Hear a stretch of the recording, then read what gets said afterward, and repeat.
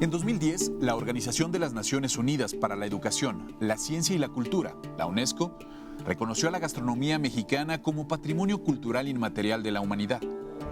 Esta denominación no solo abarca los alimentos y bebidas, sino que reconoce todo el cuerpo de conocimientos que hay detrás, las expresiones culturales relacionadas con su preparación y su consumo, la naturaleza de donde se extraen y aquellas personas que mantienen vivas estas tradiciones. Los usos y costumbres de la cocina tradicional mexicana han demostrado ser benéficos no solo para la alimentación del ser humano, sino para el desarrollo de la agrobiodiversidad. Ante las amenazas que enfrenta, es necesario analizar qué políticas públicas existen para proteger este patrimonio, así como conocer las acciones que podemos realizar de manera individual para contribuir a preservarlo. ¿Qué tal? Soy Alejandro García Moreno y les doy la bienvenida a Nos Nutrimos de Naturaleza. Hoy contamos con la presencia de la maestra María Coantes, experta regional del proyecto Agrobiodiversidad Mexicana de la Conavio, también con la chef investigadora Marta Vallardo. Con ellas pues vamos a platicar justamente sobre conservación del patrimonio gastronómico y también políticas públicas. Y bueno, pues la primera pregunta es, si me lo permite, chef, ¿a qué nos referimos con cocina tradicional y recursos gastronómicos en nuestro país? Mira, antes de contestarte esa pregunta en concreto, me gustaría focalizar un ejercicio que he venido haciendo sobre patrimonio gastronómico. Muy bien. Para poder hablar de él, quisiera enmarcarlo como la herencia de sujetos que hemos heredado. Cuando hablo de sujetos, estoy hablando de plantas, de semillas, de hongos y de animales que pueden estar domesticados, que pueden estar semicultivados, cultivados, tolerados, protegidos o en estado silvestre. También cuando se habla de patrimonio gastronómico hay que referirnos a los sistemas alimentarios tradicionales que hemos heredado y que tienen una evolución de siglos en nuestro país. Y bueno, a esto hay que sumarle también todos los procesos que ocurren dentro, desde el campo hasta sentarte a la mesa. Claro. Y ahí entran evidentemente las recetas, los métodos de conservación de alimentos, las maneras específicas de compartir ciertos alimentos. Y bueno, y al final yo te diría, hay una larga lista de posibles recursos de naturaleza palpable, como son utensilios, herramientas, minerales que se utilizan para la cocina, como los recursos no palpables, en donde entra la gran diversidad de conocimientos alrededor de todo esto. Para mí, todo esto es patrimonio gastronómico, es transversal, atraviesa los 3 sectores productivos del país y está vinculado con múltiples sectores. Entonces, cuando yo voy a hablar de cocina tradicional, lo que estoy pensando es que quisiera imaginar a los primeros hombres que llegaron a estas tierras y empezaron a hacer la recolecta de alimentos y empezaron a hacer una clasificación de qué era bueno, cómo había que comerse, cómo sí, cómo no. Entonces, cuando tú tienes una receta en la mano, estás teniendo siglos de conocimiento que evolucionó y se fue adaptando y no solamente se fue adaptando, sino se fue enriqueciendo con todo el intercambio que ocurre en el campo, dado los conocimientos de nuestros campesinos y nuestros indígenas. Entonces, cuando llega un producto a la cocina, pues ahí está capitalizado en materia palpable, en forma palpable, una historia de un país en términos alimentarios y un gran intercambio de conocimientos alrededor de un solo ingrediente. Entonces, cuando estamos hablando de patrimonio y de cocina tradicional, pues estamos hablando de toda esta riqueza que no se puede hacer tan fácilmente. Cuando decimos mole, pues solamente revisa la diversidad de moles que hay desde el norte hasta el sur de nuestro país y verdaderamente es muy difícil siquiera pretender darle un orden por la gran diversidad de usos y costumbres alrededor de él. Y por algo, sin duda, por lo que es reconocido nuestro país es justamente por esta riqueza de sabores, ¿no? Esta riqueza tradicional y cultural. Como ya nos lo mencionaba, bueno, pues está involucrado desde el proceso de producción hasta que te lo sirven y lo estás degustando en cualquier parte del país. Platícanos un poco sobre pues esta importancia que tiene que ser considerado un patrimonio cultural, la cocina, la gastronomía mexicana. Bueno, escuchando ahorita aquí a la compañera chef y que describió muy bien todo lo que significa este patrimonio, escuchar todo lo que describió me parece como ese ideal al que quisiéramos regresar. Uh-huh. Y que en términos de cambios políticos y económicos en el país casi se extinguió. O sea, todavía sigue existiendo afortunadamente en algunas comunidades rurales indígenas de México, pero desafortunadamente seguramente la mayor parte de la población que ve ahorita el programa, los que estamos aquí, es algo que sentimos lejano, porque las formas de comer actuales nos han llevado a ubicar como alimento cosas que a lo mejor no lo son tanto, ¿no? Claro. Entonces, un poco lo que quisiera, pues que la gente ahorita pueda poner atención aprovechando este espacio, esta oportunidad de hablar de estos temas, es tratemos de empezar a ubicar qué es lo que tenemos frente a nuestros platos cada día. Uh-huh. Y también a reflexionar sobre cuál es nuestra condición de salud alimentaria en este momento, si vemos a nuestro alrededor, si vemos a los vecinos, a la familia, y un poco pensar si esto tiene que ver con lo que la maestra nos describió. Y por otro lado, yo creo que algo que a mí me gustaría mucho poder abordar a lo largo de esta charla es, ¿será que todos reconocemos aquellos ingredientes de la cocina que son mexicanos? ¿Todos los conocemos? Claro. ¿Por qué? Porque México es un país rico en biodiversidad, uh-huh, vegetal, animal y de todos tipos, pero algo muy importante es que México dio al mundo una gran cantidad de cultivos, los dio a conocer con el proceso de intercambios que ha habido culturales, ya sea por medio de la conquista o ya después como intercambios reales más equitativos. Sería muy interesante reflexionar sobre qué reconocemos como mexicano, uh-huh, y qué otras cosas vinieron a enriquecer de alguna forma la gastronomía, para después reflexionar sobre, pero ¿y qué es lo que ahorita, en estos tiempos, tenemos enfrente como comida? Claro. Y poder, entonces, repensar todo lo que significan nuestros hábitos alimenticios y nuestro sistema alimentario dominante actual. Ahorita me quedo con la idea de la descripción de lo que tú describiste como... Claro. Un ideal, algo que está un poco lejano en este momento en la actualidad, pero quisiéramos volver a ello. Pues es momento de ir a un corte y regresamos justamente a hablar sobre esto, qué es lo que está pasando en la actualidad, hacia dónde deberíamos de estar viendo para recuperar toda esta riqueza, bueno, que no se ha perdido, pero evitar que perdamos. Esto es Nos Nutrimos de Naturaleza. Continuamos.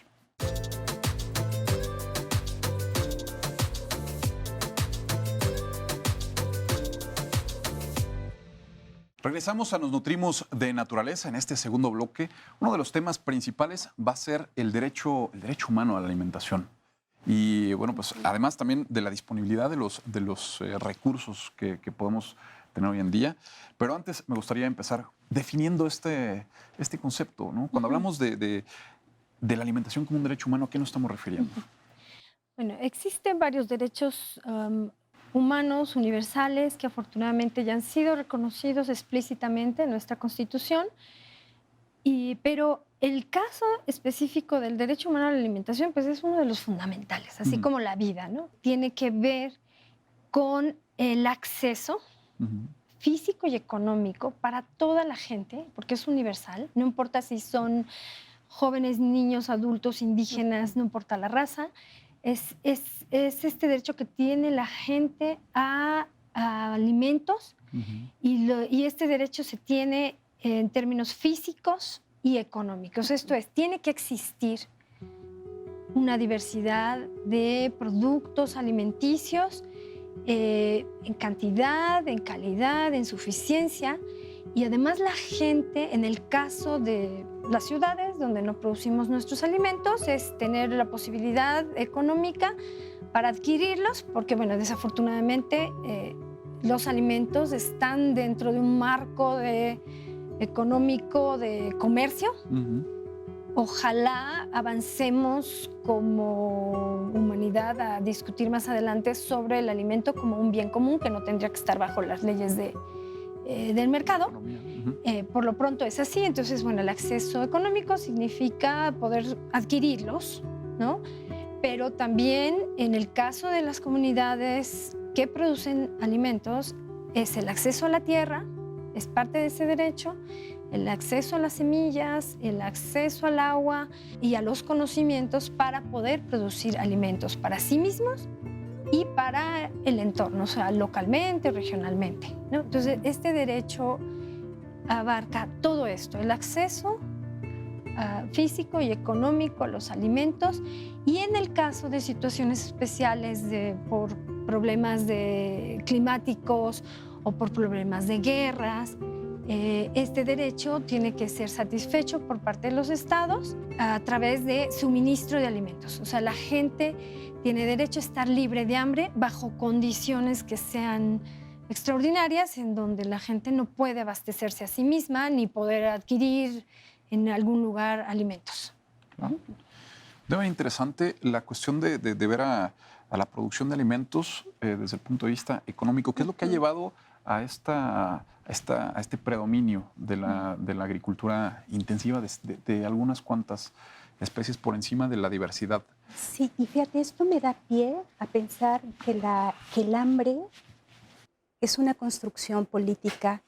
Es verdaderamente muy triste ver cómo se ha venido propiciando que todo el sector productivo, todo nuestro campo, todo el conocimiento tradicional de indígenas y campesinos tengan que estar buscando salir de sus campos para buscar una forma de vida que les permita por lo menos sobrevivir. Entonces, sí creo que hay mucho por estudiar.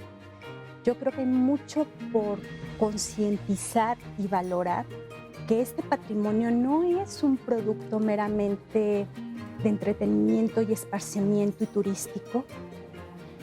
Puede serlo, pero su principal naturaleza es llegar a asegurar el ejercicio de todos los humanos que vivimos en este territorio en términos de la satisfacción de nuestros alimentos y nuestras bebidas. Es como muy fuerte ver un país, yo digo, si México tiene estos problemas, híjole, yo ya no sé a dónde vamos como humanidad, porque hay contradicciones muy fuertes y creo que la figura que hace cada vez más ruido son sistemas productivos y de consumo que nosotros en la ciudad y desafortunadamente también en el campo cada vez adquieren más fuerza y cada vez están más en nuestras mesas. Claro. Aquí surge también el concepto de la seguridad alimentaria, de la soberanía alimentaria. ¿Es posible en este escenario que se plantea hablar de ella? Sí, claro. Yo creo que México, que además tenemos pues, esta gran diversidad cultural, yo creo que es muy importante las personas que existimos en esta actualidad, que tenemos algunas generaciones antes de que las perdamos, de los adultos mayores en campo y bueno, dentro de las mismas ciudades, poder salvar la situación del rescate, del cultivo de muchas plantas que pueda ser posible que se estén perdiendo, pero también de las prácticas de preparación de los alimentos.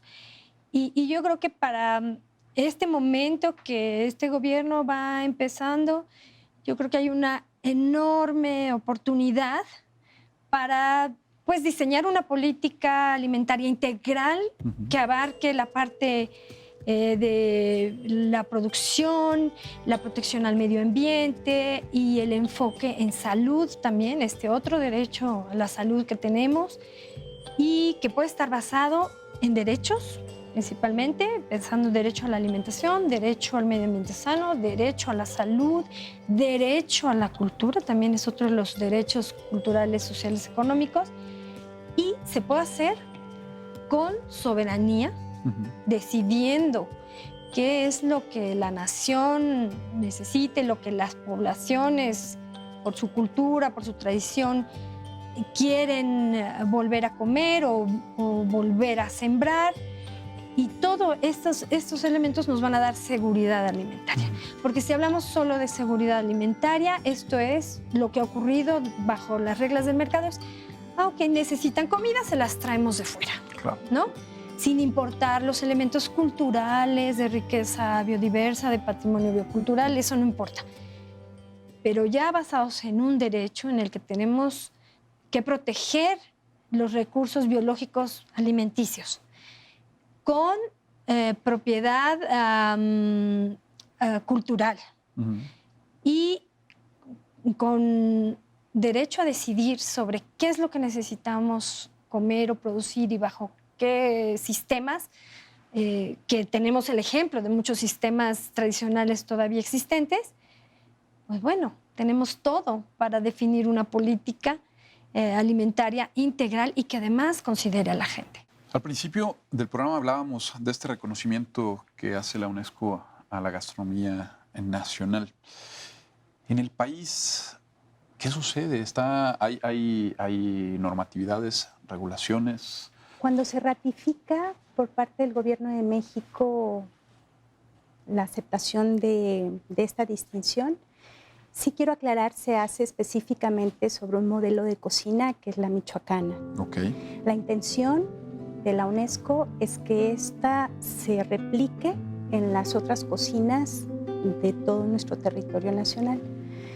Hay una instancia por parte de la UNESCO que tiene la tarea de hacer los procesos para que esto ocurra, para que todas nuestras cocinas tradicionales estén inscritas como parte de este patrimonio.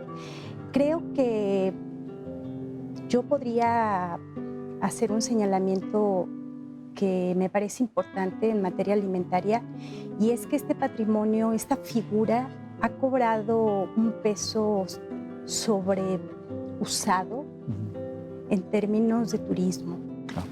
Esto es muy preocupante en materia alimentaria. Si tú revisas en las 293 leyes, por lo menos hasta 2016, no había una que reconociera a este patrimonio como un bien de la nación y entonces obligar al Estado-nación a que lo reconozca y a que lo cuide, lo proteja y lo salvaguarde. Entonces no está esa figura legislativa, no está. Vamos a hacer un corte. Regresamos justamente retomando ese tema y las conclusiones para ver qué es lo que nos hace falta. ¿Sí? Sí. Quédese con nosotros. Esto es Nos Nutrimos de Naturaleza.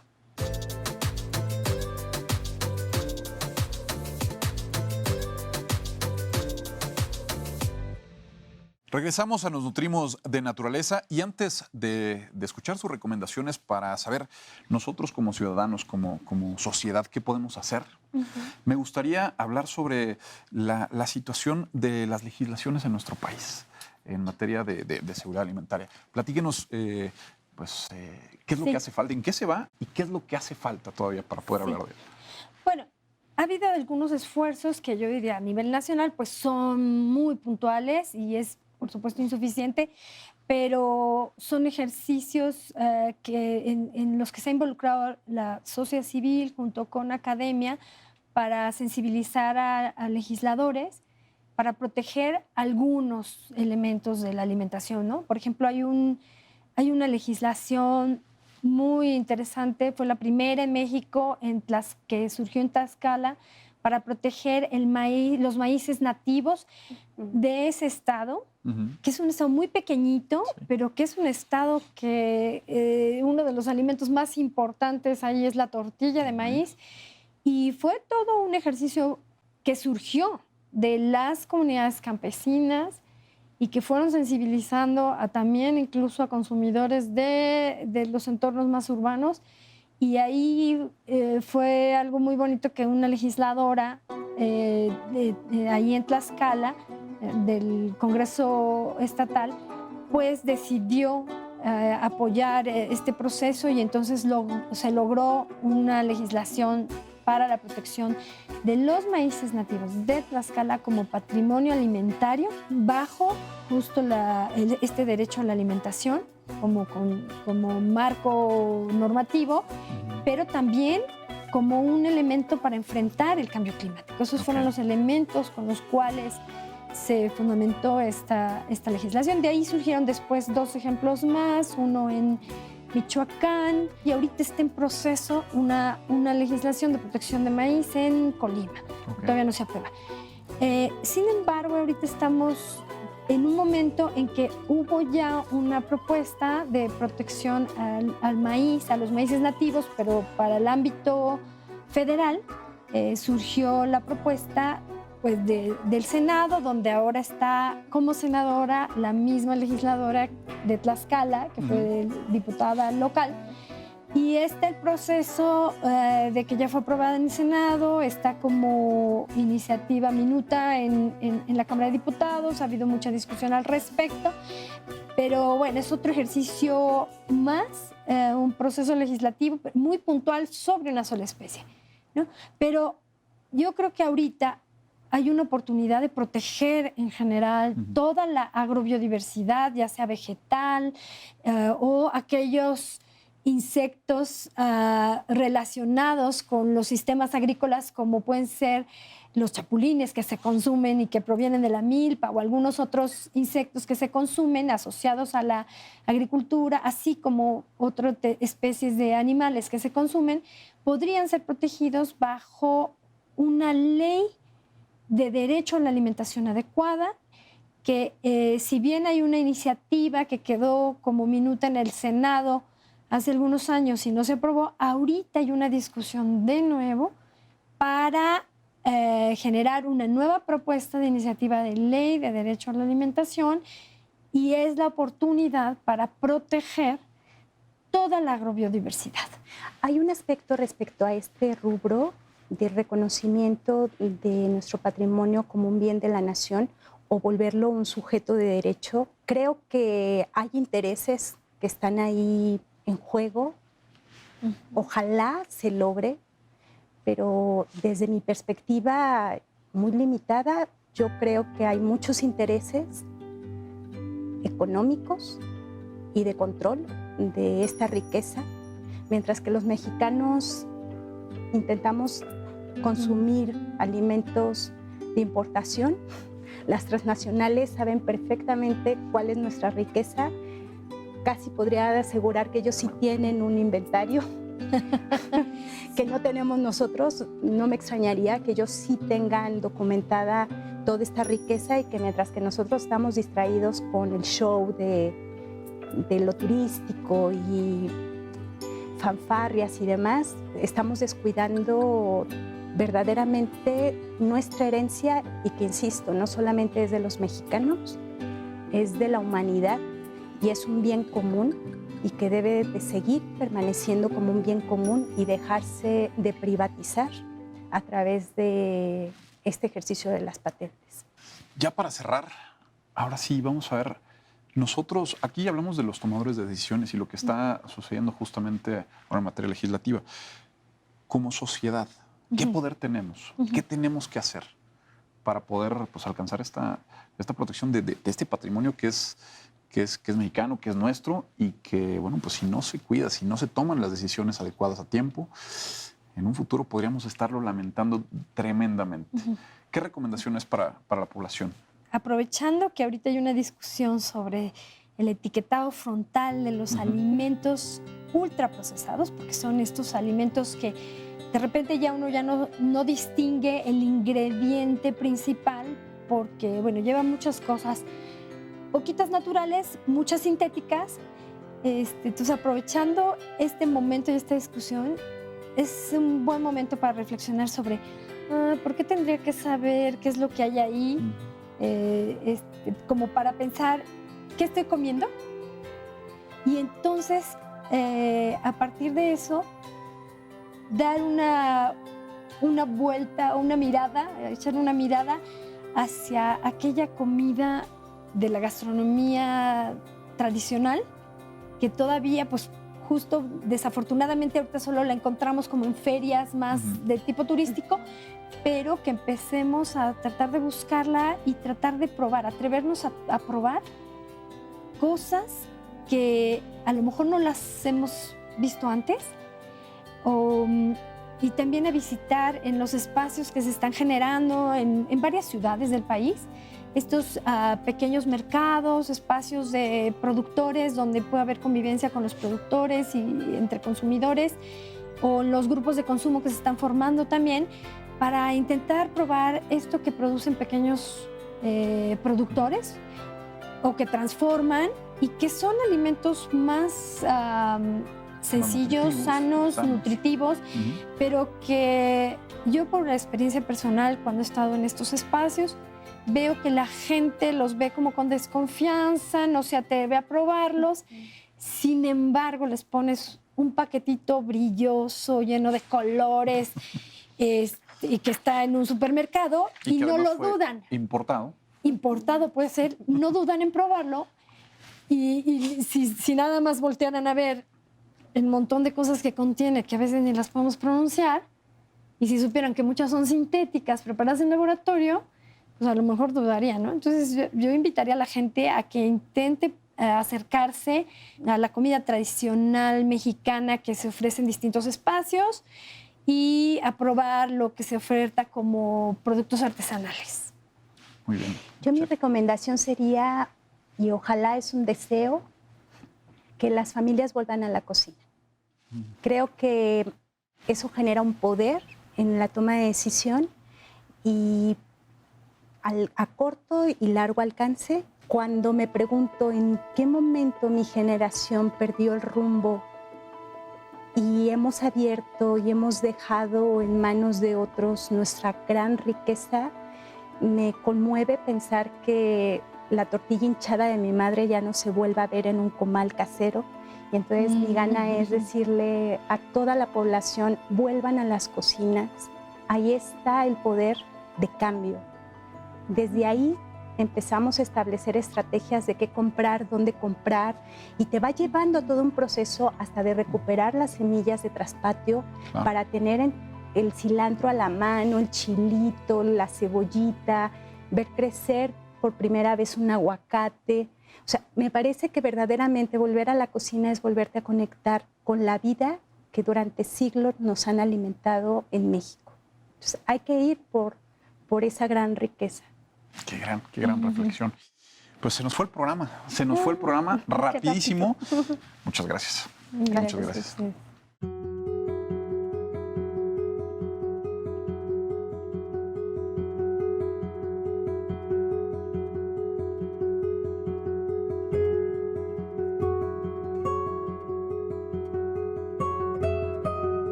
Portal de Facebook Live de la Conavio, del portal de Facebook de la Conavio, esta charla sobre conservación del patrimonio gastronómico y políticas públicas.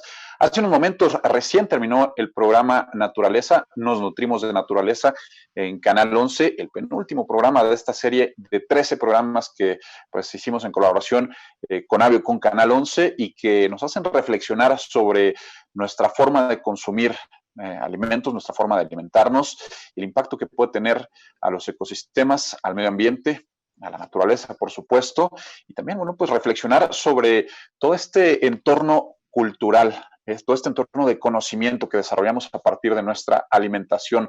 Y bueno, pues como les mencionaba, el tema de hoy, conservación del patrimonio gastronómico y políticas públicas. Para hablar de esto más a profundidad, bueno, pues nuestras invitadas del día de hoy, la maestra Lisa María Covantes, experta en desarrollo, experta regional en proyecto de agrobiodiversidad mexicana de la Conavio. Lisa, ¿qué tal? Muy buenas tardes. Y también nos acompaña la chef y también investigadora Marta Vallardo, y como les decía, con ella vamos a platicar sobre la conservación de uno de los patrimonios más valiosos en nuestro país, que es el patrimonio gastronómico. Muchas gracias, muy bienvenidas. Gracias, buenas tardes. Muy bien. Esta charla, les platico, Marta, Lisa, es para justo tener esta interacción con quienes se conectan con nosotros a través de esta transmisión en Facebook Live, para poder tener esta conversación directa, resolver algunas dudas, hacer algunos comentarios y profundizar sobre los temas que ya se tocaron en este programa que se transmitió recién en Canal 11. Para empezar, vamos a poner una vez más en contexto el tema de patrimonio gastronómico. Previo a esta conexión hablaba justo con Marta sobre la definición de este término, la definición del término de patrimonio gastronómico. Marta, si quieres empezar a introducirnos en este tema, por favor. Mira, es un tema que tengo ya algunos años estudiando. Como gastrónoma fue una de mis grandes motivaciones. Me ha llevado a descubrir, por ejemplo, líneas muy claras y que permiten obtener información en concreto de que durante el proceso de investigación fue fundamental delimitar el tiempo y el territorio cuando se va a hablar de patrimonio gastronómico. Y bueno, abordando los temas, por ejemplo, si hay un reconocimiento de propiedad de la nación, uno tiene que acotarse a ciertas condiciones necesarias para que verdaderamente sea un reconocimiento para la nación de ese patrimonio. Entonces, he ido encontrando algunas diferencias. Por ejemplo, una de ellas fue delimitarlo meramente a la época prehispánica, donde todavía no había un intercambio de otros ingredientes venidos de otros puntos del planeta. Y esto ha permitido ir enriqueciendo su figura.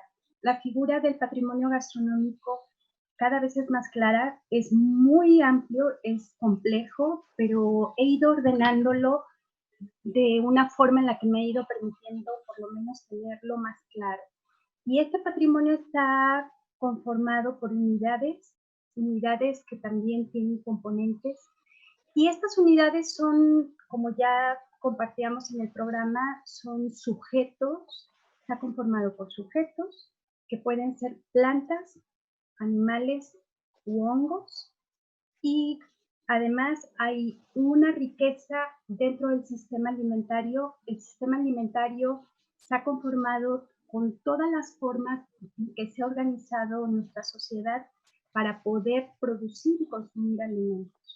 Entonces, hay todo un bagaje desde sistemas de siembra, selección de semillas, intercambios, usos y costumbres, conocimientos, métodos, técnicas, y verdaderamente hay una riqueza ahí importante que, he de decirlo, se mantiene vigente, sobre todo en la población indígena y campesina. Me parece que ellos son, desde lo que tengo yo, por lo menos en concreto, son ellos los que han hecho la labor de salvaguarda de esta riqueza. Y bueno, no solamente eso, hay también dentro de estas unidades, hay, por ejemplo, componentes palpables e impalpables. Y estos componentes son importantes porque ahí entra todo el bagaje de conocimientos, pero también todo lo material que se utiliza, por ejemplo, para hacer utensilios, la sal, la miel de abeja. O sea, hay muchos componentes ahí que también son de una gran riqueza y que en todo su conjunto este patrimonio debería de ser, porque es ya una herencia. O sea, esto fue lo que nosotros recibimos como mexicanos. Tiene siglos esta riqueza y debería de utilizarse para la soberanía, para la autosuficiencia alimentaria, para la seguridad alimentaria o cualquier otro modelo que adopte el país, porque hay elementos muy concretos para que verdaderamente se logren los objetivos de todos estos modelos y métodos para concretar el derecho humano a la alimentación. Muy bien. Hoy ya estamos hablando justo de este patrimonio, de esta herencia, como lo mencionas, Marta. Pero, Lisa, platícanos un poco sobre también la importancia de llegar a esto, llegar a este conocimiento a partir de conocer el entorno, de conocer nuestros recursos, de irlos aprovechando poco a poco y aplicarlos, pues ya a esto que hoy trasciende fronteras, que es la cocina mexicana, la gastronomía de nuestro país. Bueno, por supuesto que las comunidades rurales y muchas comunidades de pueblos indígenas conocen bien sus recursos. Ellos han comido y se han curado a partir de muchas plantas, animales, insectos, desde hace muchos siglos. Los que yo creo que desconocen una buena parte de las muchas especies mexicanas, y bueno, y también de muchos que ya se trajeron a México cuando el proceso de conquista. Yo creo que los que más que desconocen esto son los urbanos, ¿no? Porque la población urbana, como está involucrada en otras actividades que tienen que ver con servicios, pues regularmente ellos acuden ya a los supermercados a comprar algunas cosas ahí. La diversidad, por ejemplo, de vegetales en un supermercado es bastante estrecha comparada con la realmente existente, ¿no?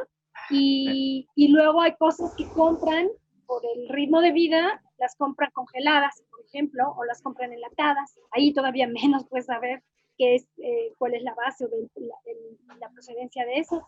Y bueno, solo aquellos que tienen un poder adquisitivo mayor, pues de repente pueden estar acudiendo a diversos restaurantes que ofrecen de repente platillos que a veces pueden ser los tradicionales mexicanos que han rescatado, o ya son muy tradicionales de hace varias décadas y que mantienen un menú pues muy mexicano y a veces con muchos ingredientes prehispánicos.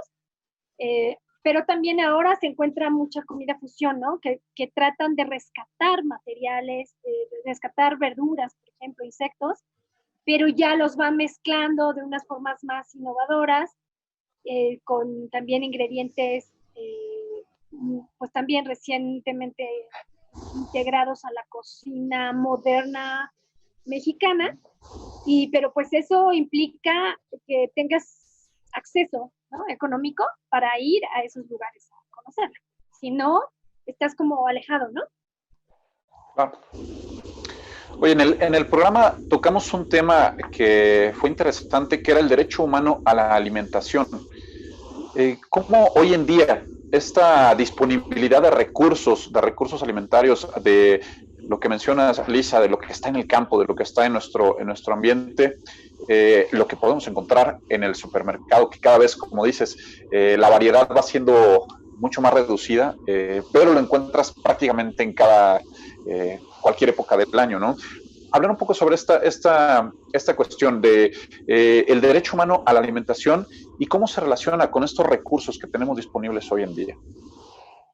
Bueno, en el caso, el derecho humano a la alimentación es un derecho que abarca la protección de las personas en el territorio mexicano para poderse alimentar en términos de alimentos saludables, que no les vayan a generar problemas de salud, pero que además esto implica que esos alimentos estén accesibles físicamente y estén accesibles económicamente hablando, ¿no? Y para el caso de la población productora, la población que está en el campo o en entornos semiurbanos, pero que produce, ahí el derecho alcanza la protección que tienen estas personas que producen alimentos de tener acceso a los recursos para producirla, ¿no? Lo que es el suelo, acceso a la tierra, al suelo para producir, acceso al agua y acceso a las semillas. Esto es muy importante porque entonces el derecho que ellos pueden ejercer para sí mismos es a partir de ellos producir su comida y autoalimentarse, es distinto al de aquellos que percibimos un salario o que tenemos otras actividades donde obtenemos ingreso monetario y que ahí lo que necesitamos es el acceso físico y económico a los alimentos, ¿no? Entonces, este derecho cubre esa parte. Para el caso de la población que está en campo, es muy importante que ahorita podamos conocer muy bien todavía aquellas especies que son alimenticias y que son silvestres o semicultivadas, cuál es su estado de condición, porque sabemos que hay mucha alteración del medio ambiente por diversas otras actividades o también por efectos del clima, pero también es muy importante saber las plantas cultivadas de origen mexicano y aquellas también que han sido como, pues se le podría decir, acriolladas o adaptadas hace varios siglos, que vinieron de otro lado. Es muy importante saber cómo está su condición también en muchas comunidades rurales que se autoabastecen.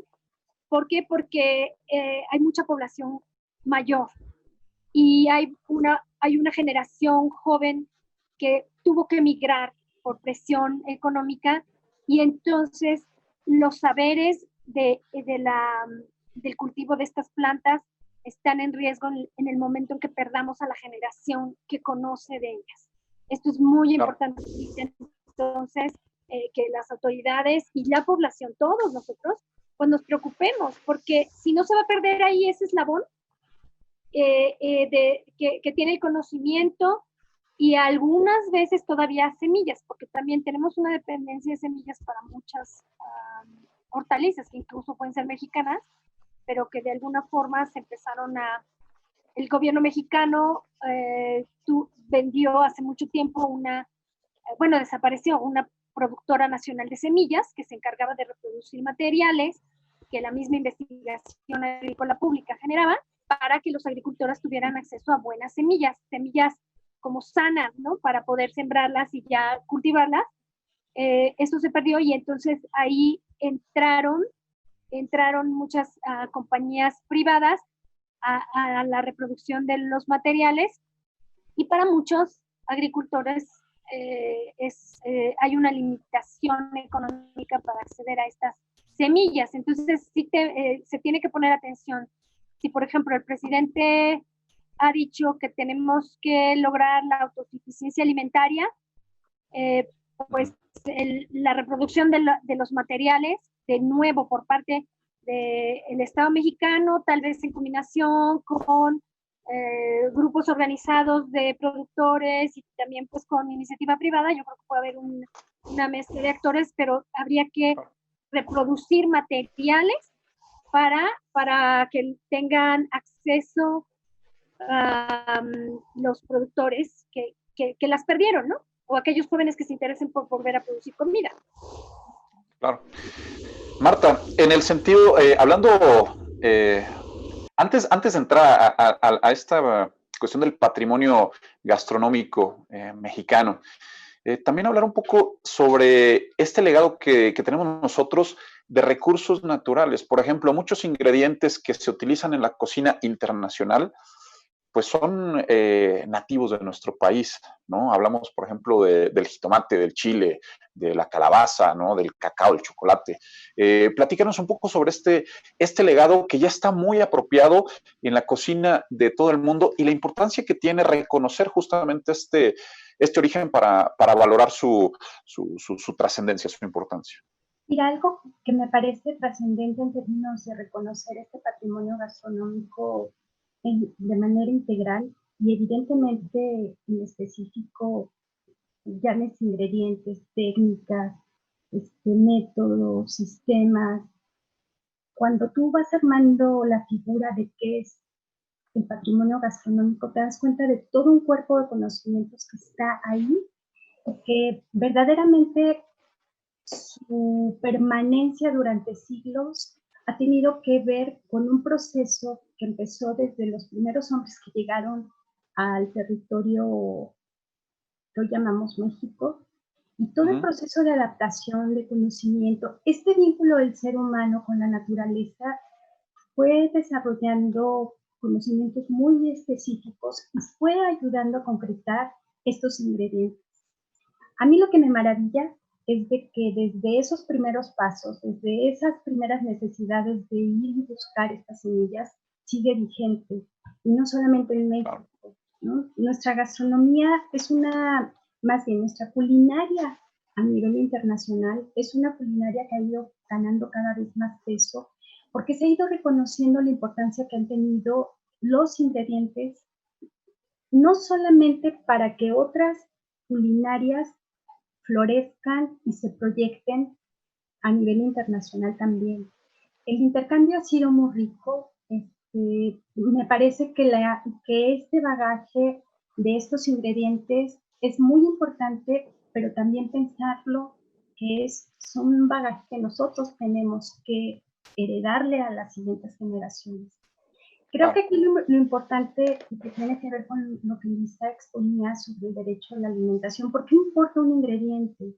Pues porque un ingrediente es la posibilidad de que las generaciones que vienen atrás de nosotros puedan ejercer su derecho a la alimentación. O sea, salvaguardar esos conocimientos han permitido que la población humana se desarrolle y se mantenga viva. Cuando nosotros quitamos y perdemos, por ejemplo, a través de una patente, por ejemplo, el acceso o la privatización, por ejemplo, de una semilla en concreto, cuando se pierde, se está minando esa posibilidad de que toda la gente tenga derecho a una alimentación que está comprobada por siglos, o sea, esto no lo digo yo, lo dice la historia, por siglos se ha comprobado que nuestra culinaria ha sido maravillosa y que nos ha dado la salud necesaria para estar en el lugar en donde estamos, a pesar de las políticas públicas que por décadas ha venido golpeando a esta herencia.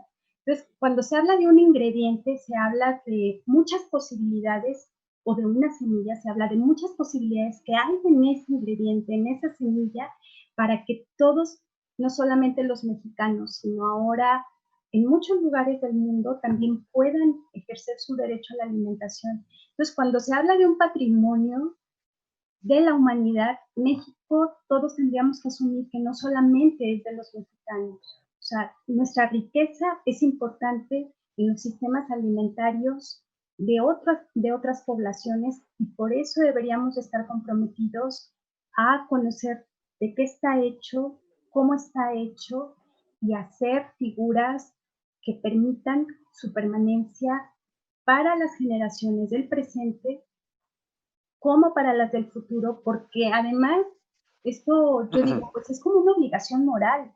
Yo la recibí. O sea, nuestra generación tiene el compromiso y la obligación, bueno, espero que el compromiso esté ahí vigente, de heredársela a los que vienen atrás de nosotros, ¿no? Y esto no puede irse a un territorio de propiedad privada. O sea, creo que la gran posibilidad de que crezca la diversidad, la agrodiversidad mexicana se ha desarrollado a partir del intercambio. Entonces, si no hacemos algo en relación a seguir la forma tradicional en cómo el conocimiento nos ha enseñado, que se ha garantizado que permanezca este conocimiento y estos ingredientes y estos utensilios y que estén vigentes, o sea, nosotros tenemos que replicar eso, no pegarle al intercambio, no pegarle por ejemplo, los apoyos que reciben los indígenas, a mí me parece que se quedan muy cortos en términos de decir, a ver, si son ellos los que salvaguardan esta riqueza, pues no deberían de estar recibiendo cantidades para su sobrevivencia, deberían de estar recibiendo apoyos para que sus traspatios sigan siendo lo que han sido por siglos, que es mantener viva la herencia que por siglos ha estado en México y que tenemos la obligación de que siga. Entonces, sí creo que, por ejemplo, en políticas públicas sería muy interesante que se cambiaran las figuras cuando identificas quién es la población que ha mantenido vivo este patrimonio, estos ingredientes, estos conocimientos. Yo sí creo que se necesita hacer más para que ellos sigan en su labor, en su hermosa labor de mantener viva estos ingredientes, estas técnicas, estos métodos y todo lo que conlleva el patrimonio gastronómico. Muy bien. Lisa, hablando justamente en materia de estas políticas públicas, ¿cómo se tendrían que estar integrando para que no algo que podría beneficiar, no sé, alguna cuestión social, afecte a la cuestión de la biodiversidad y viceversa? Una política pública que busque proteger o conservar algún recurso natural, vea pues de pronto una afectación en la cuestión social. ¿Cómo se podría trabajar una política pública de manera más integradora, de manera mucho más eficiente, para que no ocurra esto que nos platicaba Marta? Bueno, ahorita es muy importante, aprovechando que Marta lo tocó, lo de la apropiación o los derechos de exclusividad que por algunas leyes de propiedad intelectual han ido fomentándose a nivel mundial. Es muy importante que la población sepa que en México ahorita, por 2 tratados comerciales, el Tratado Transpacífico y el recién firmado, la nueva versión del Telecán, que ahora le llaman TEMEC, nos están obligando estos tratados a adoptar nuevas medidas para protección intelectual de semillas, de tal forma que por la acta a la que se nos quiere, bueno, a los que ya se está obligado porque ya los tratados ya se aprobaron, un acta que se firmó en 1991 de una unión de protección de variedades vegetales, nos está llevando a México a que se protejan semillas, eliminando derechos que tenían los agricultores para conservar semillas para sí mismos. Entonces es muy importante ahorita poner sobre la mesa que hay materiales, sobre todo aquellos materiales que son alimenticios, que son nativos de México, que tienen que ser excluidos, ya sea por otros ordenamientos legislativos, otras leyes que se generen, para que estas nuevas disposiciones por estos tratados no restrinjan el uso de los materiales como son los del maíz, del chile, tomate, de muchas especies que son de las que somos centro de origen y de diversidad. ¿Esto por qué? Porque esta propiedad intelectual te lleva a generar derechos de exclusividad sobre los materiales, en donde quien obtiene estos derechos por hasta 25 años, pues decide, o sea, cobra regalías por el uso de los materiales. Y entonces ellos adquirieron, los que generan estas semillas y luego reclaman exclusividad de su uso y que tienes que pagarles regalías, ellos adquirieron materiales libremente. Los tomaron de la naturaleza, los tomaron de donde estaban, los tomaron de las comunidades que los han reproducido y los trabajaron después en sus campos y en laboratorios, pero tuvieron acceso libre. Entonces nosotros creo que tenemos la obligación,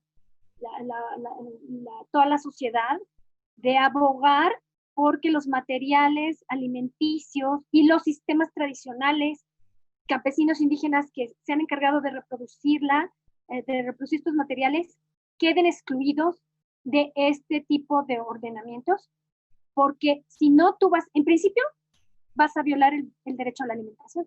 ¿Por qué? Porque entonces tú restringes el acceso y ahí estarías violando el derecho de estas personas a reproducir estos materiales para obtener su comida, en principio, ¿no? Entonces, esto es muy importante señalarlo. Y bueno, cuando grabamos el programa, yo hablé de una legislación de maíz, una legislación federal que estaba en proceso de discusión en la Cámara de Diputados. Esta ley de fomento y protección del maíz nativo ya fue aprobada ya en la Cámara en ambas cámaras, y ya se publicó en abril, el 13 de abril se publicó, entonces ya esa ley va a brindar algunos elementos para la protección de los maíces nativos, de los que estos maíces nativos están en manos campesinas y ellos las intercambian todo el tiempo, y entonces tenemos que aprovechar que con esta legislación podamos empezar a acotar aquello de lo que México tiene que excluir de estas leyes de propiedad intelectual. Ahí lo dejo por el momento. Sí, que además es algo, bueno, pues esta gran variedad de semillas que tenemos hoy disponibles se dieron justamente a través de ese intercambio, de ese pues sembrar una y a lo mejor con el vecino, el compadre, empezar a intercambiar, oye, me gusta a lo mejor el maíz azul que tú tienes, ¿no? Y el mío a lo mejor es el grano mucho más grande. Y hacer estas hibridaciones es lo que nos ha permitido tener hoy en día pues estas variedades en el caso específico de maíz. Y con esto que nos platicas, Lisa, bueno, pues se vería limitado en dado caso de que alguien, bueno, pues tuviera el intercambio de una semilla por las que se están pagando las patentes o el uso. Entonces eso sería bastante complicado para el desarrollo de la agricultura tradicional que se ha hecho en nuestro país. Hay que poner bastante atención y, como dices, bueno, si se pueden o se tienen que excluir algunos puntos, pues que se haga en definitiva. Marta, ¿tú qué opinas al respecto? Mira, me parece que las políticas públicas en México desde unas décadas para acá, creo que sobre todo a partir de los años 80 para acá, han venido teniendo un enfoque que han debilitado o han vulnerado ciertas prácticas. La evidencia más clara es nuestro sistema de salud actual. Me parece que también el estado de la naturaleza es en donde se produce la vida, porque finalmente nosotros tenemos esta vida. Me parece que son dos elementos muy claros de que no vamos por buen camino. Que sí es verdad que hay un cuerpo legislativo ahí que debería de ser funcional, yo sigo observando que hay todavía algunos temas que tienen que empezarse a visualizar, no solamente a partir de una política pública, sino también a partir de una legislación. Creo que es el tema que pone Lisa en la mesa, me parece muy rico, que debería estar discutiendo ya. Deberíamos estar trabajando para que haya cada vez más leyes que vayan permitiendo que esta riqueza que ha sido heredada y que es de los mexicanos, porque se generó en este territorio a través de siglos, siga siendo de uso común, siga siendo para todos. Entonces, me parece que si sigue habiendo ejercicios de patente, a mí me sigue diciendo, hacen falta trabajos por hacer en materia legislativa y en materia de políticas públicas. Lo mismo me sigue pareciendo el problema, por ejemplo, de salud pública que tenemos en México relacionado con la alimentación o derivado de nuestros patrones actuales de la alimentación.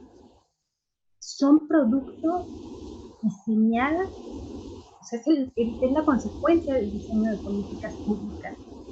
Y me parece que es muy claro, es contundente que no está funcionando la visión que se tiene de esta riqueza, y me parece muy grave no solamente para los mexicanos, porque insisto, México sigue siendo una fuente importante de esta vida que nos ha nutrido durante siglos a nosotros y a otros lugares del mundo, y que tendríamos que estar trabajando de manera muy clara y empezar a priorizar qué es más importante, si la salud de la naturaleza y la población, o que ciertos sectores se enriquezcan a partir de enfermarnos. Y se tiene que empezar a visualizar y empezar a trabajar por ahí en términos muy claros en relación a políticas públicas. Claro. Bien, pues en esta transmisión en vivo tenemos ya bastantes personas conectadas y muchos saludos. Nos ven desde Tlaxcala, nos ven desde la Ciudad de México, en la delegación Miguel Hidalgo, nos ven desde Hermosillo, Sonora, en Tuxtla Gutiérrez, Chiapas, dicen excelente programa, en Santiago, Miahuatlán, Puebla también nos están viendo, y nos están haciendo muchos comentarios y también preguntas. Voy a leer una pregunta de ella, de estos comentarios, perdón. Dice, mi pregunta es, desde el 2010 que se decretó a la cocina mexicana como patrimonio gastronómico, ¿qué avances se han dado en la identificación y en la preservación de técnicas, de productos y de platillos, en la profundización del entendimiento de estos alimentos o platillos como construcción de una ciencia social, pero también entendiéndolo desde otras ciencias, desde otros campos? ¿Qué opinan de esto? Pues mira, para mí me parece que la Conavio, valoro mucho la labor que está haciendo. Me parece que es una institución que ha venido trabajando. Estos programas son parte de su labor y compromiso en el avance, no necesariamente basado en este reconocimiento de patrimonio gastronómico con la UNESCO. Me parece que la labor de la Conavio va más allá de una firma y de un acuerdo legal. Me parece que tiene que ver con otras cosas, además de esto. Pero creo que, por ejemplo, hay un conservatorio, que es el Conservatorio de la Cultura de Gastronomía en México. Ellos han estado trabajando en hacer sus inventarios. La verdad es de que no conozco muchas publicaciones que permitan al público en general tener acceso a estos inventarios. Yo no los conozco. Creo que ellos han estado trabajando porque además reciben apoyos y subsidios como ONG para hacer esta labor. Creo que se han venido sumando más estados en la tarea de empezar a reconocer su gastronomía como un patrimonio, por lo menos de la nación, sino de la humanidad. Y bueno, creo que hay mucho por hacer. No creo que una sola institución pueda abarcarlo todo. Me parecería, pegándolo a las políticas públicas, que debería de hacerse un trabajo mucho más integral en donde varias instancias estuvieran trabajando. Por ejemplo, las universidades han generado una riqueza de conocimientos que también tendrían que ser parte de todos estos avances. Creo que diferentes instancias, por motivaciones distintas, han venido haciendo algo, pero no necesariamente porque en 2010 se declaró a la cocina mexicana como un modelo de patrimonio gastronómico de la humanidad. Creo que hay avances previos, hay mucho trabajo hecho y que sería muy rico poder integrarlo todo, hacer un cuerpo muy claro de qué es nuestro patrimonio y poder hacer de ahí varios trabajos en concreto en la vida nacional, como por ejemplo una ley que reconozca a esta herencia como un bien de la nación. Muy bien.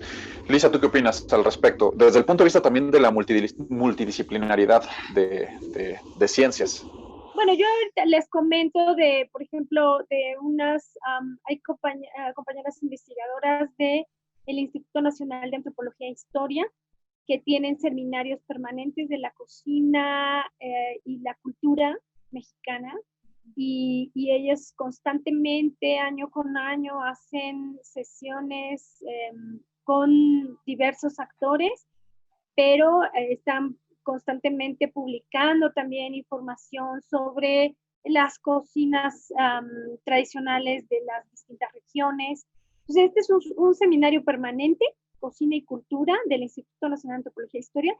Y por otro lado, la Escuela Nacional de Antropología e Historia, que es quien se encarga de la formación de nuevos profesionales de las áreas etnográficas, históricas y demás, también tiene seminarios que tienen que ver con cocina tradicional, la cultura.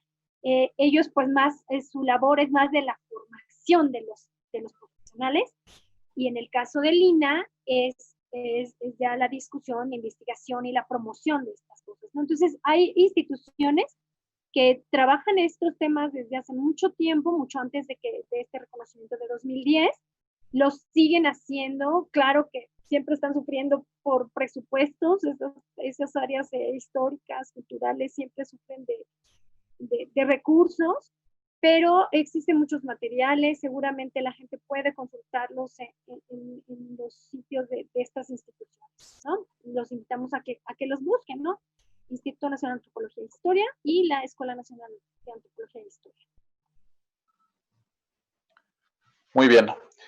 Una pregunta más, dice Olivia Bringas. El patrimonio gastronómico mexicano es un pilar importante también para la promoción turística, algo que es fundamental. ¿Qué estrategias turísticas, desde su punto de vista, desde su experiencia, se deberían establecer para que este patrimonio, salvaguardado por una gran mayoría de la población que habita en territorios rurales e indígenas, también pueda traer beneficios para el turismo, ¿no? Para que se atraiga, para que llegue más gente a conocer su comida, sus tradiciones y, bueno, por supuesto, este patrimonio del que estamos hablando? A ver, creo yo que se ha hecho, de hecho, la mayor proyección que se explota de alguna manera de nuestro patrimonio gastronómico, curiosamente no está asociado a la seguridad alimentaria ni al derecho a la alimentación. Está explotado con la visión de turismo y de la restauración, ¿no? Entonces, creo que ahí se ha invertido mucho. Ha habido algunos avances en términos de que este patrimonio sea conocido, y el ejemplo pues son las cocineras de Michoacán, por ejemplo. Yo no estoy tan segura si verdaderamente tenemos el conocimiento suficiente como para hacer un plan a nivel turístico claro, que verdaderamente abone a las comunidades sin mermar y sin poner en riesgo su sistema cultural. Yo, la verdad, desde que he intentado buscar, por ejemplo, inventarios de patrimonio gastronómico, he encontrado algunos que tienen que ver con sistemas de producción, pero no necesariamente de nuestro patrimonio gastronómico. Y esto me parece grave, porque un inventario permitiría saber, por ejemplo, qué se tiene y en qué estado se encuentra, para poder decir si un recurso turístico va a funcionar sin poner en riesgo a una población. Pues tienes que tener conocimiento de cuál es el estado que guarda su población, este recurso en concreto, para poder verdaderamente diseñar un plan turístico. A mí me parece que en México se ha sobreexplotado esta figura del patrimonio gastronómico en términos turísticos, y yo la verdad es que no he visto que ayude a esta conformación social y a la concientización de esta riqueza, porque nuestra dieta del día a día en nuestra casa no cambia. Nuestra forma de adquirir productos tampoco. Entonces yo digo, no creo que le esté abonando esta sobreexplotación. Al contrario, me parece que ha limitado a nivel institucional la visión que tienen del patrimonio gastronómico. Y eso es muy triste, porque en vez de estar pensando en toda la riqueza y bagaje que tenemos para garantizar el derecho humano a la alimentación, se está pensando en cómo debería de venderse más, o qué se debería de vender más, o cuáles son los restaurantes que deberían de estar haciendo proyecciones de ciertos ingredientes. Y me parece que el camino todavía tenemos que pasar por otras vías para poder llegar a modelos turísticos que verdaderamente aporten. Muy bien, Lisa, ¿qué piensas? Sí, yo creo que la valorización más importante ahorita es la que tenemos que hacer al interior, hacia nosotros, ¿no? Hacia el interior del país, hacia el interior de los estados, de las localidades, de las familias mismas. O sea, ahí es donde tenemos que intentar que se pueda favorecer el acercamiento de la población a platillos que a lo mejor ya nuestras familias, porque tuvieron que estar saliendo a trabajar, no aprendieron a cocinar, y las nuevas generaciones pues tampoco las conocieron. Y esto a lo mejor se puede hacer. Una es que se introduzcan los conocimientos sobre los distintos platillos de las diversas regiones y las especies, la agrobiodiversidad que está implicada como ingredientes, pues en los textos de las escuelas, ¿no? Desde la primaria, la secundaria, el bachillerato, y que además esperemos que ya, que esta pandemia en algún momento sea un pasado que recordemos, pero que ya quede atrás para que, por ejemplo, podamos volver a estar en ferias. Las ferias locales que se pueden hacer, en este caso en las alcaldías o en los municipios, donde se pueda invitar a la gente que sabe cocinar estas maravillas. Esto nos va a hacer que conozcamos muchas cosas que de verdad están muy alejadas. O sea, en las ciudades la gente come muchas cosas empacadas, sin sabor a veces, pero que están cargadas de sales, que están cargadas de grasas, de condimentos, de aditivos sintéticos, porque tiene que tener conservadores para que aguanten mucho tiempo en anaquel, etcétera. Y eso está completamente alejado de lo que debemos comer, que tiene que estar elaborado con cosas frescas. O sea, eso es muy importante a partir de lo que estamos viviendo en este momento con la pandemia. Y que estamos viendo que la población más vulnerable es aquella y que su salud se ha minado principalmente por lo que come. Yo creo que es el momento de reflexionar y decir, a ver, es importante que volvamos a comer cosas que sean hechas recientemente, con materiales frescos, con materiales locales, en la medida de lo posible. Y yo creo que lo que son las fonditas mexicanas, por ejemplo, tan tradicionales, o a veces los mercados, pues son una buena forma de comer cosas que son más o menos frescas, ¿no? Pero yo creo que todavía falta, porque muchas de esas fonditas también, por ejemplo, pudieran conocer del manejo de ciertas plantas o de ciertos platillos que a lo mejor ellas ya no conocieron porque son generaciones más recientes quienes las preparan. Y eso, ¿cómo lo podemos lograr aprender? Pues a lo mejor también con talleres que se pudieran hacer a partir de gente mayor que todavía sabe cómo prepararlas, y que haya, por ejemplo, un apoyo de gobierno para que gente que trabaja, que tiene sus fonditas, o incluso gente de otros restaurantes más grandes, pueda aprender en talleres que organice y financie los gobiernos con la gente que todavía sabe. Porque así, de esta forma, la gente que prepara alimentos para la vida cotidiana, de los que salimos a trabajar y que no podemos prepararnos al menos la comida de la tarde, pues tendríamos acceso a lo mejor a platillos que son tradicionales, que no conocemos, pero sería una forma de que gobierno, como acción pública, pudiera hacer este fomento y promoción de que las cocinas de las fonditas y de los mercados públicos pues puedan aprender. Esa es en una, ¿no? La otra son las ferias, para que nos acerquemos. La otra, los contenidos de la currícula de las escuelas. Y bueno, no sé, a lo mejor al público se le ocurre algo más y nos lo puede decir. Bueno, una pregunta referente a la disponibilidad hoy de variedades de recursos, de elementos naturales que tenemos hoy en día versus los que se encontraban hace 100, 200 años. Algo que platicábamos en el estudio cuando se estaban grabando los programas es que estamos acostumbrados nosotros como consumidores a ciertas especies, ciertas variedades.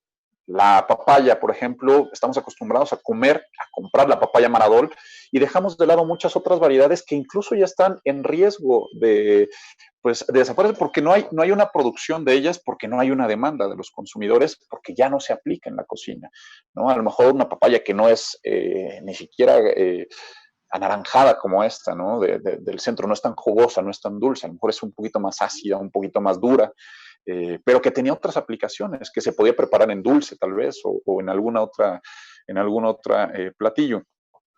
El aguacate, ¿no? Las variedades de aguacate, la que más se consume es el aguacate Hass, que México es uno de los principales productores, pero hay muchos aguacates que son también muy ricos, muy nutritivos, criollos, que se dan y que son también aplicables a ciertos platillos con ciertas características.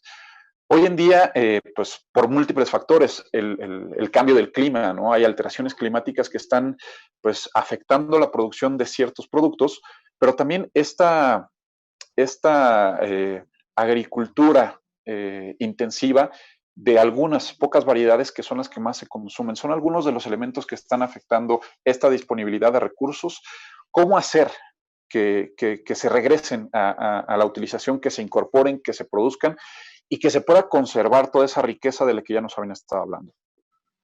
Fíjate que yo ahí los recetarios me parecen que es un elemento fundamental en el ejercicio de volver a consumir. O sea, me parece que en la cocina es donde tú seleccionas qué vas a comprar y qué vas a preparar, a partir de qué vas a preparar.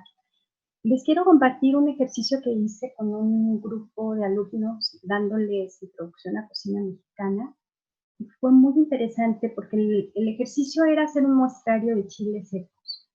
Y había dos categorías, así los clasificamos, los arrugados y los lisos. Y la idea era que los alumnos hicieran el muestrario yendo al mercado y comprar 25 chiles lisos y 25 chiles arrugados.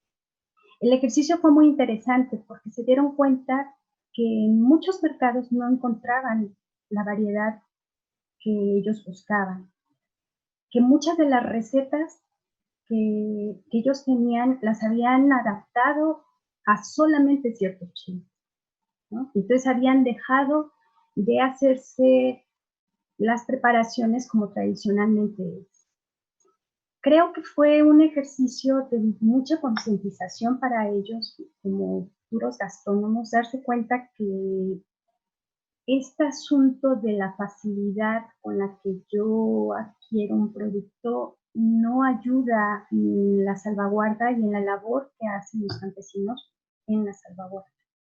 Entonces me parece que sí es muy difícil a veces tener acceso a ciertos productos. Yo como cocinera me llego a enfrentar a esto y creo que en la medida en la que uno se va comprometiendo y vas teniendo conciencia del valor que tiene un chile y lo que ocurriría con la pérdida de ese chile en nuestro sistema alimentario, porque atraviesa desde la producción hasta el consumo, pasando por la receta, ¿no?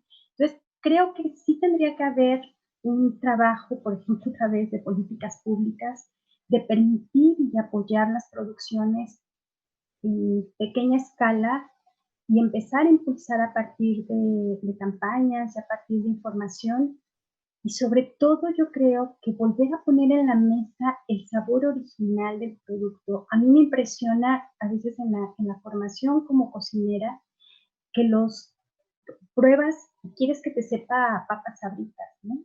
Y que no alcanzas a identificar toda la gama de sabores que te da, por ejemplo, un maíz a diferencia del otro o un chile a diferencia del otro.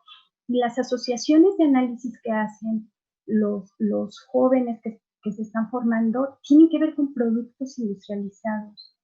A mí me llamaba la atención que ellos en sus análisis sensoriales decían, esto sabe a, y mencionaban un producto, ¿no?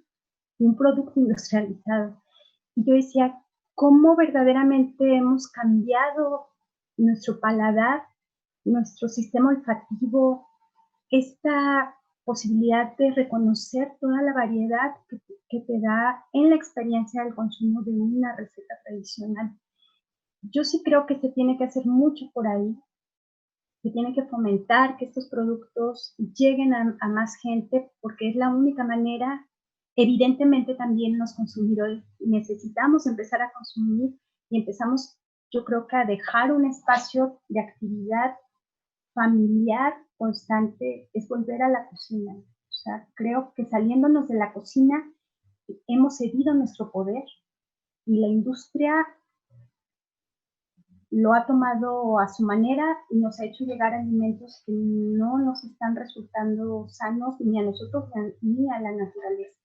Entonces sí creo que es muy importante empezar como consumidores, empezarnos a acercar a estas ferias que Lisa refería, tal vez a las marchantitas que venden afuera aún de los supermercados, que llegan con sus cantidades pequeñas que trajeron de sus parcelas, empezar a consumirles, empezar a fomentar en nuestra familia la variedad de sabores no solamente casarnos con que el mole tiene que saber a lo que dice, al mole de una botella elaborado, sino empezar a variar nuestro gusto y verdaderamente sorprendente, ¿eh?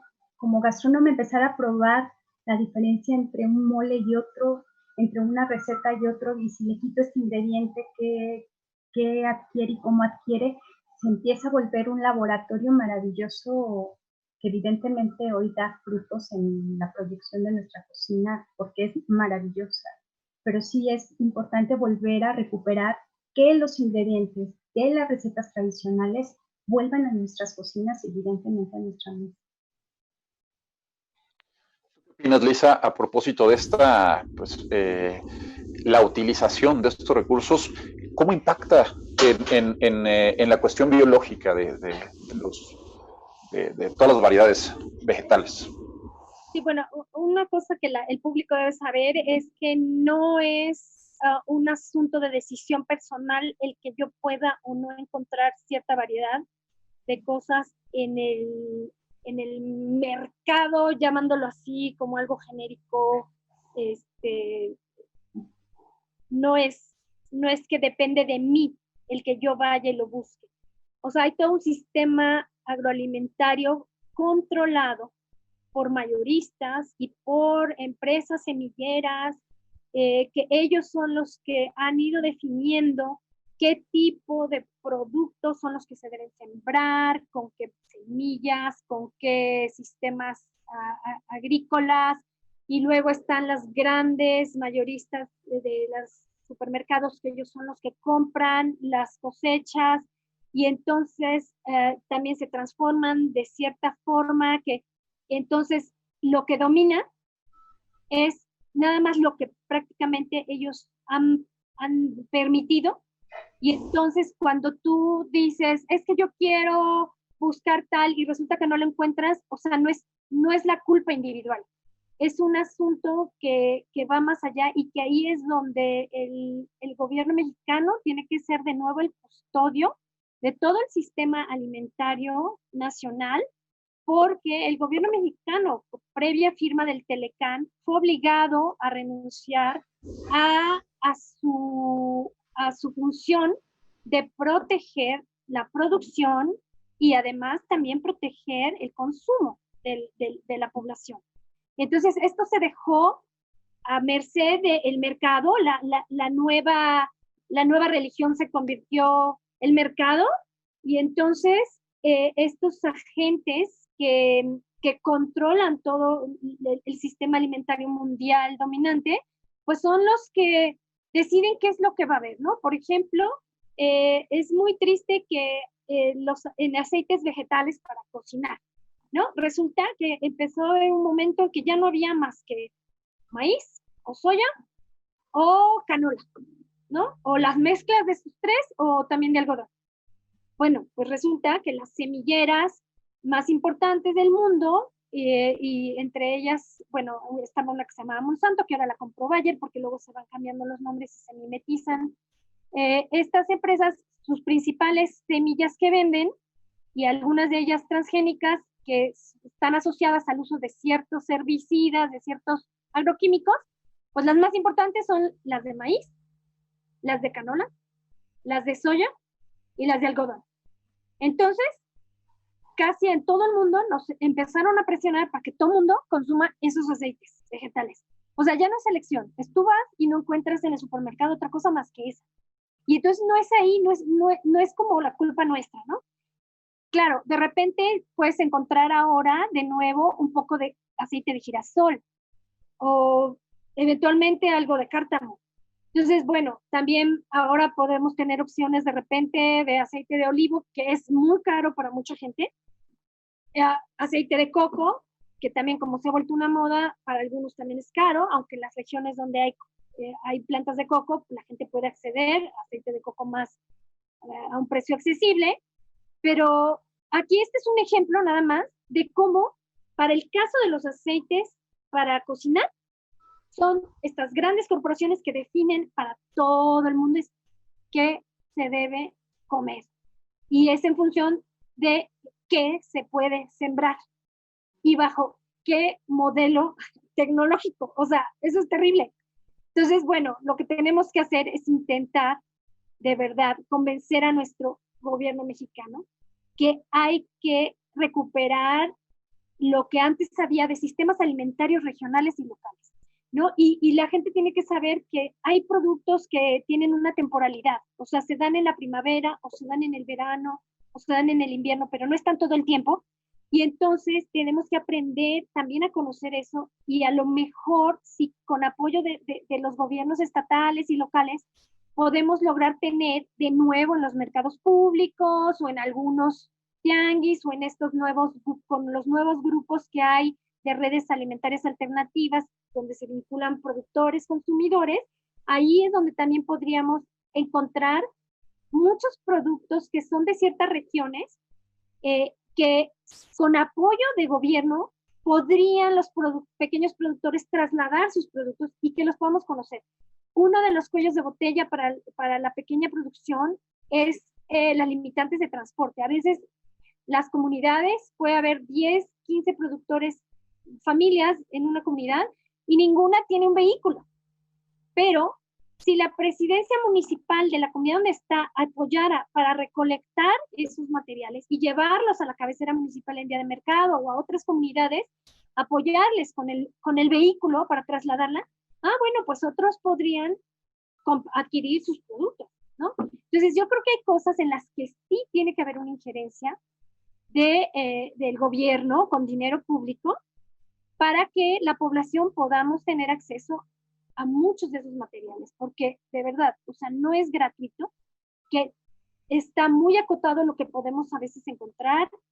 Tú puedes meterte a 100 tienditas de abarrotes, y casi todas van a vender lo mismo, casi todo chatarroso, pero y si quieres tú ver como qué es lo menos tóxico que pueda haber ahí, o lo más saludable que pueda haber ahí, te puedes pasar media hora revisando y no encuentras casi nada. O sea, eso es muy triste, ¿no? Entonces, cuando sí hay muchos pequeños productores que, pues bueno, tienen sus papayos, todavía tienen en sus traspatios papayos de frutas que son de color amarillo, incluso también hay variedades anaranjadas que no son la maradol, que son muy locales y que las podríamos conocer, multiplicidad de tipos de plátano, de tipos de aguacate, de ciruelas, de manzanas, de lo que quieras, y eso que manzanas y ciruelas son introducidas, pero muchas comunidades, por ejemplo, aquí alrededor de la Ciudad de México, en las zonas altas de Milpalta, de Talpan, de Magdalena Contreras, o si te vas hacia Tlaxcala, las zonas altas de Hidalgo, hay muchísimos frutales muy, muy ricos y que de verdad nada más se necesitaría también, les digo, el apoyo de autoridades locales para poder ayudar a sacar esa producción y llevarla por lo menos a mercados regionales, ¿no? Ese sería mi comentario. Muy bien. Aprovecho para agradecer a quienes nos están siguiendo en esta transmisión de Facebook Live. Nos ven desde Cuernavaca, Morelos, nos están viendo desde Guerrero, saludos también desde Colombia, nos están monitoreando desde allá, Hermosillo, ya lo sabemos, saludo, Cancún, una vez más Morelos, Guadalajara, gracias por ver esta transmisión. Muchos saludos a todos ustedes. Los invito a que compartan, a que se sumen a esta serie de programas Naturaleza. Este es el penúltimo. El próximo sábado cerramos con esta serie de 13 programas en Canal 11 a la 1 de la tarde y posteriormente 1:30 con esta charla, pues con nuestros invitados para que ustedes tengan la posibilidad de hacerles preguntas, comentarios y aquí, bueno, pues ya están ustedes escuchando, se resuelven a profundidad. Vamos a concluir esta transmisión. Les pido, por favor, una conclusión, por favor, Marta, y después Lisa, por favor. ¿Qué quieren que nos llevemos de esta charla? ¿Qué reflexión quieren que hagamos nosotros como consumidores? Por favor. Pues mira, yo buscaría las 2 líneas que acaba de exponer Lisa. Una es el poder que tiene el individuo de acercarse a ciertos mercados con ciertos productores y empezar a recuperar la riqueza de nuestro patrimonio en forma de receta, en forma de métodos, en forma de ingredientes, en forma de utensilios, porque me parece que además es una de las cosas más placenteras que hay, empezar a ver cómo una semillita se transforma en aromas, en sabores, en experiencias, en encuentros. Me parece que vale la pena el tiempo que le puedan dedicar a esta búsqueda de acercarse a estos productores que se comprometen con seguir salvaguardando nuestro patrimonio. Me parece que somos muchos y que si lo hiciéramos todos, seguramente el mercado tendría que virar hacia otra dirección, porque si nosotros consumimos más, hay más necesidad de esos productos. Y por otro lado, decir, las políticas públicas a nivel institucional se requieren políticas públicas y leyes que verdaderamente garanticen que esta herencia que tiene siglos de existir en este territorio se preserve para el futuro. O sea, me parece fundamental. Esto creo que debería de estar como uno de los elementos principales de todos los sexenios, si verdaderamente están comprometidos con el asunto de la salud del ser humano y de la naturaleza. Tendríamos que estar trabajando en fortalecerlo, en impulsarlo, en ver que verdaderamente se beneficien no solamente los mexicanos de esta riqueza, sino otras poblaciones de Latinoamérica, por ejemplo, o del mundo. Entonces, el llamado es en dos sentidos. A nivel institucional, por favor, el patrimonio gastronómico es más que turismo, más que entretenimiento y esparcimiento. Es fundamental para que la gente pueda tener acceso a la alimentación que por siglos ha comprobado ser benéfica para el ser humano y para la naturaleza. Y volver a la cocina. Yo vuelvo al mismo comentario que hice en el programa de televisión. Volver a la cocina nos vuelve a conectar con el valor que tiene una receta, el conocimiento de nuestra abuela, el comentario de la vecina, y uno se va empapando de muchas cosas que a uno lo van conectando con ir a acercarse a ciertos espacios y para tener ciertas experiencias. Muy bien, Marta. Lisa, por favor. Sí, bueno, como resumen, yo diría que es importante que los sistemas alimentarios de México se recuperen, y en este sentido tienen que ser saludables, tienen que ser sostenibles y tienen que ser justos con la población que produce los alimentos y los transforma no en la forma como los urbanos lo conocemos, en la gran industria y llenos de cócteles de aditivos que la mayoría son sintéticos, sino la transformación más de tipo artesanal, ¿no? Entonces, estos sistemas tienen que cambiar para que sean eso, ¿no? Saludables, sostenibles y justos, que es muy importante que toda la población sepa que tenemos por derecho acceso a los alimentos saludables.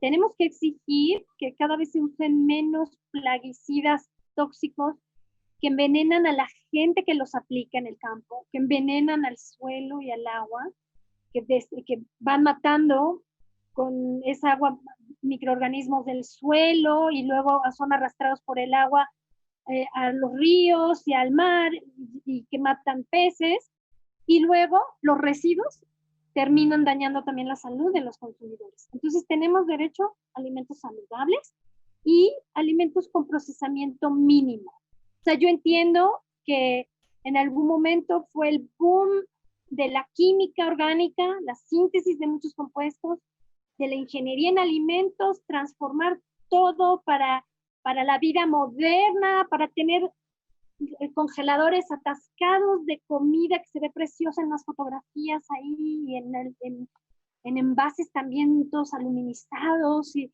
que además se consumen un montón de energía. Pero yo creo que tenemos que volver a los alimentos de procesamiento mínimo. Y por otro lado, y eso es muy importante, necesitamos promover una discusión fuerte para recuperar los alimentos como un bien común. Los alimentos tienen que ser para resolverle a la gente su problemática de hambre, su suministro químico para moverse, para crear, para generar un montón de labores que son muy importantes para la sociedad, algunos hacen unas cosas, otros otras, pero los alimentos son un bien común. Entonces, tenemos que lograr que todo el control sobre los sistemas alimentarios mundiales dejen de ser para el lucro, porque eso simple y sencillamente ha mantenido a la población mundial, a millones de personas sin acceso a alimentos, porque el alimento se volvió, es para quien lo puede pagar. Y ahí los gobiernos de todo el mundo, porque esos son todos de todo el mundo, renunciaron a su labor de proteger el derecho de su población. Entonces, creo que tenemos que empujar por considerar los alimentos como bien común, y en ese sentido no cabe la privatización de las semillas para la producción de los mismos alimentos. No puede ser, porque eso ya pone limitaciones para la reproducción de los cultivos, ¿no? Para generar cosechas, para generar alimento para la gente, ¿no? Entonces ahí se los dejo, que pensemos los alimentos como bien común. Muchas gracias. Muy bien, Lisa. Muchas gracias. Marta, te agradezco muchísimo esta charla. El tiempo se nos fue volando. Quedaron de fuera muchos comentarios y muchas preguntas por resolver, pero bueno, pues el tiempo nos comió. Los invito a que nos sigan el próximo sábado. El programa es Producción y Consumo de la Agrobiodiversidad en México. Con eso cerramos esta serie de 13 capítulos de la serie Naturaleza, nos nutrimos de naturaleza. Y bueno, como ustedes lo ven, el tema da para mucho. Después del programa, que se transmite a la 1 de la tarde, viene esta charla 1:30 a 2:30, 1 hora, para poder dialogar con nuestros invitados. Marta Vallardo y Lisa Coantes, les agradezco mucho, en verdad, este tiempo. Muchas gracias a ustedes, Alejandro, y a todo el público, y a la CONABIO, que también hizo posible esta interacción con la gente en este día. Gracias. Ha sido un placer escucharte, Lisa, y escucharte a ti, Alejandro, transmitiendo también el interés de la gente que nos escuchó. Muchas gracias a todos, gracias a la CONABIO y a Canal 11. Pues ya lo saben, el próximo sábado los esperamos a la 1 de la tarde en Canal 11 y 1:30 en este canal de la CONABIO. Compartan y bueno, pueden revisar todos los programas anteriores justamente en este perfil de la CONABIO.